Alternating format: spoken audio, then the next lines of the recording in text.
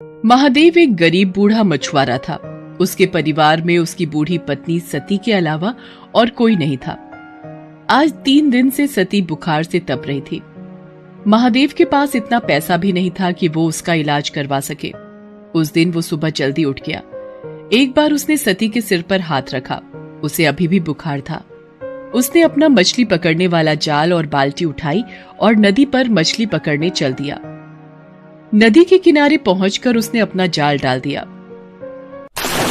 और मछली के फंसने का इंतजार करने लगा। वहां एक और मछुआरा छगन भी अपनी नाव पर बीच नदी में मछली मार रहा था। महादेव को देखकर छगन बोला, अरे बाबा, किनारे बैठने से बड़ी मछली नहीं मिलेगी। नदी के थोड़ा अंदर आओ तो हो सकता है कि कोई बड़ी मछली फंस जाए है? नहीं बेटा, ना तो मेरे पास नाव है और ना शरीर में ताकत जो मैं नदी में जाकर मछली पकड़ सकूं। अब सब कुछ भगवान के ऊपर है। उन्होंने चाहा तो मुझे बड़ी मछली जरूर मिलेगी। छगन ताने मारता हुआ बोला, तो फिर बैठे रहो घाट को पकड़ के।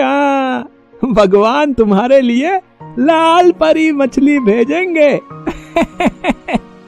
लाल परी एक बहुत ही नायाब मछली होती है जिसकी कीमत लाखों में होती है। ऐसी मछली किसी भाग्यवान को ही मिलती है। एक बार जिसे लाल परी मिल जाती है उसकी किस्मत ही चमक जाती है।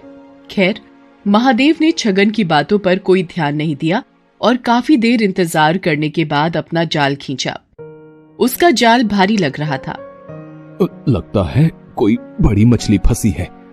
मगर जैसे ही उसने जाल बाहर खींचा उसका सारा जोश ठंडा पड़ गया। जाल में मछली तो क्या, एक घोंघा भी नहीं फंसा था।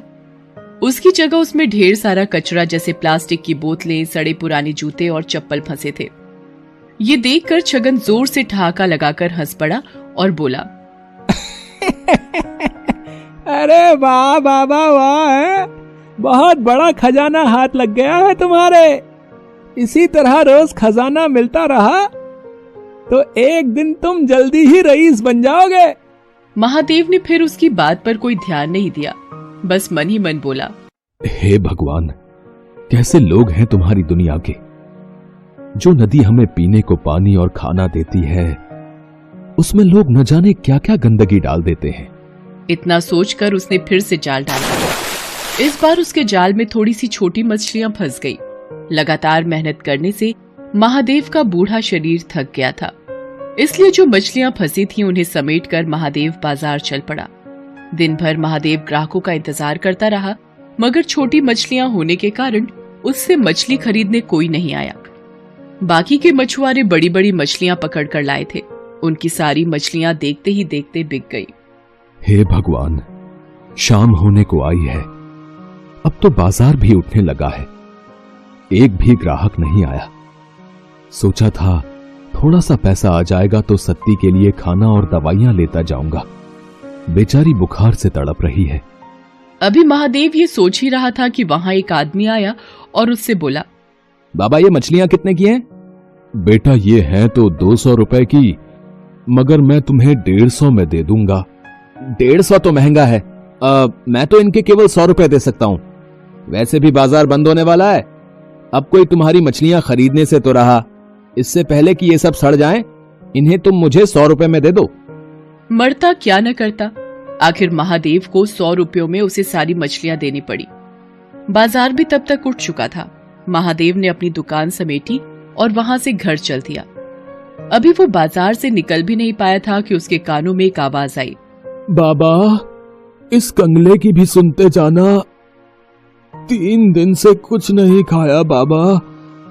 दया करो बाबा, मुझ पर दया करो। महादेव ने मुड़कर देखा।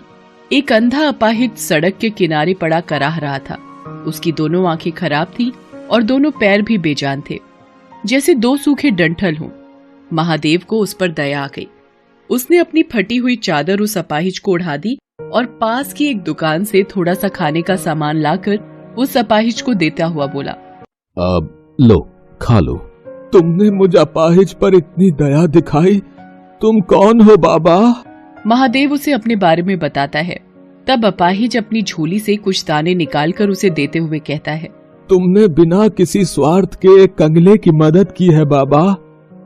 भगवान तुम्हें इसका फल जरूर देगा। लो ये दाने रख लो। कल जाल डालने से पहले इन दानों को नदी में छिड़क देना। महादेव ने दाने लेकर अपने पास रखे और अपनी फटी चादर उस अपाहिज को अच्छी तरह उड़ाकर वहां से घर चला आया।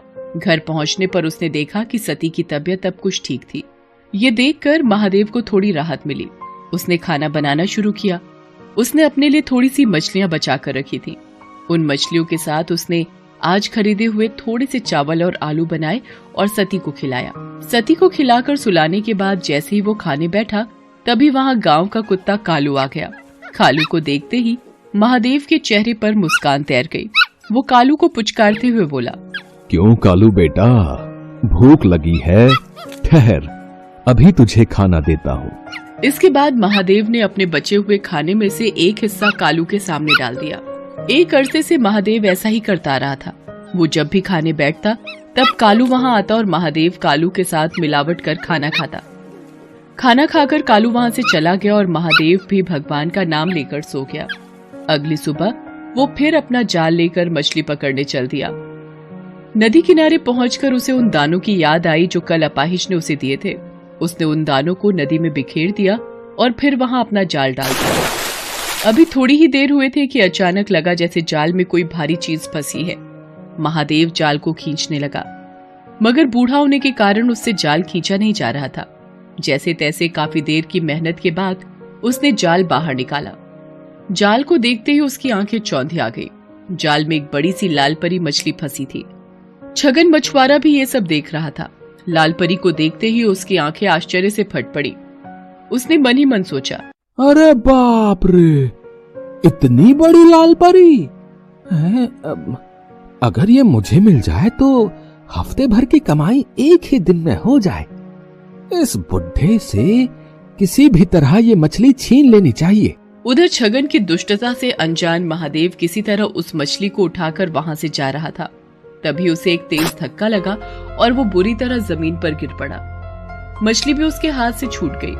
उसे छगन ने धक्का दिया था। उसके गिरते ही छगन तेजी से लाल परी को उठाकर भागा। महादेव चिल्लाया, अरे अरे चोर चोर, पकड़ो पकड़ो, वो मेरी मछली लेकर भागा जा रहा है, कोई पकड़ो उसे।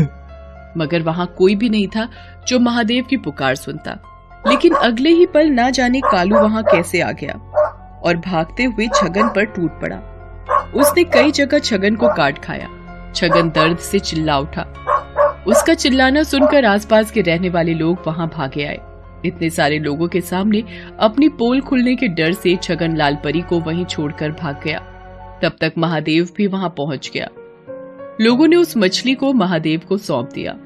मछली बहुत बड़ी है, इसे काटकर इसका थोड़ा सा हिस्सा मैं अपने लिए भी रख लूं तो भी बाकी हिस्सों की बाजार में अच्छी कीमत मिल जाएगी मुझे।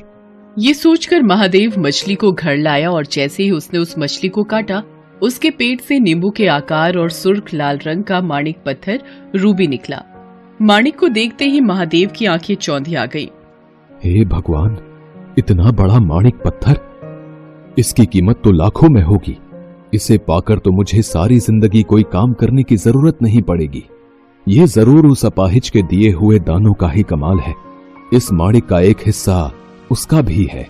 ये सोचकर महादेव उसी जगह पहुंचा जहां उसे वो अपाहिज मिला था, मगर अब वहां कोई नहीं था। वहां बस महादेव की फटी हुई चादर ही पड़ी थी। लोगों से पूछने पर पता चला कि उन्होंने वहां किसी अपाहिज को पहले कभी नहीं देखा है। तो वो कौन था? क्या स्वयं भगवान मेरी मदद को आए थे और मेरे नसीब को चमका दिया? इस घटना के बाद महादेव की जैसे काया ही पलट गई। अब उसके जीवन में किसी चीज की कोई कमी न रही। वो अपनी पत्नी सती और कुत्ते कालू के साथ सुखपूर्वक जीवन बिताने लगा। साथ ही साथ दिल खोलकर दीन दुखियों की मदद भी करने लगा।